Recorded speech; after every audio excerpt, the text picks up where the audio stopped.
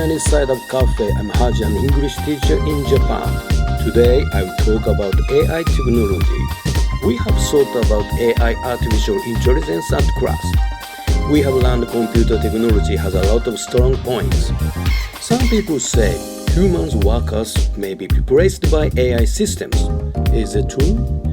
Computers can find correlation, but we also realize that computers can't decide whether there is cause and effect relation between the two. For example, computers notice immediately A and B are connected, but computer couldn't judge where there may have been another cause. This is one of the biggest weak points. Many years ago in a chess match, AI was able to defeat a number one chess player.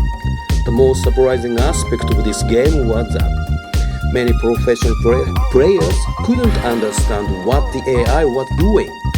It seems to be a poor strategy, but in the end, the AI won. We learn from this fact, AI doesn't have any originality, but their routes to the goal are unusual. That's why we think of their way of thinking as originality. It means we can create our own originality by connecting the two dots which we have never thought of. Thinking and talking about AI and what will happen in the future is very interesting. It's hard to imagine what our future would be like in 10 years. AI has the advantage of being able to gain information, but computers are always at risk of being hacked by people with criminal intentions. It means we don't have to be afraid of computers, but we must pay attention to the companies which run computers. People who have ethics can tell the difference between right and wrong. It means emotions make us who we are as humans, and emotions can lead us in the right direction, but vice versa. It is not computers, but humans that will develop a new world. Okay, let's get started. How was the computer club today, Megan? Oh, it was great, Alex. We were visited by an executive from a European software company. Her talk was called How Computers Make Decisions. I never thought of computers making decisions before. I thought they just followed the rules that we give them. After all, they don't have ambitions or desires like we do. But that doesn't mean that they have worse judgment. In fact, maybe the opposite. The speaker said that humans are affected by tiredness or by sickness or by their superficial impressions about a topic. They also do badly when there are many possible outcomes to consider, like when we want to find an apartment to live in or to map the quickest route between two places. Humans quickly get overwhelmed by the choices. So computers can be better than us at making decisions? To a dangerous degree, if you ask me. Oh, Daniel, what about strategy games such as chess? The computer maps out possibilities like branches on a tree.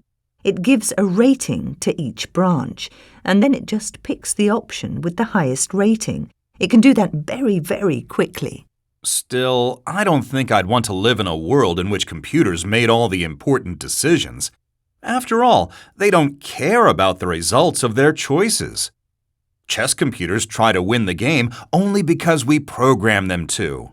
That's true, but the speaker today also said that sometimes decisions made by computers can seem more caring. How can that be? In medicine, for example, doctors often can't adjust treatments to each individual because that would mean handling too much information.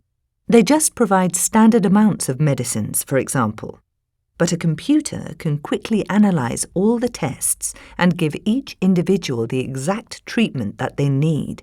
Isn't this more caring, in a sense, than human doctors? What do you think, Daniel? Should we let computers make all the choices for us? I'm worried that we will lose control if we give machines too much information.